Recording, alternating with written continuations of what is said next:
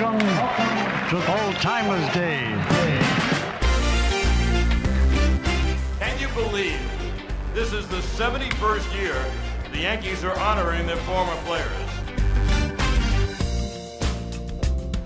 I'll tell you, most of these old timers that I manage, it's great to see them because they were special when they played for me, and you know, it's just something about putting on a Yankee uniform that does something special to your personality. It's always special. I'm like a little kid in a candy store.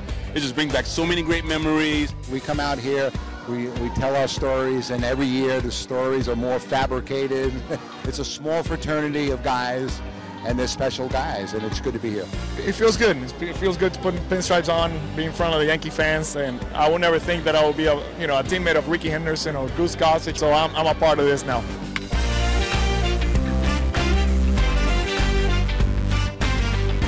So without further ado, let's start the festivities. Let's say hello, and let's say it together. Goose! Let's hear it for Constantino Martinez. The Warrior, Paul O'Neill. Let's hear it for Joe Torre. Chairman of the board, Edward Charles Whitey Moore.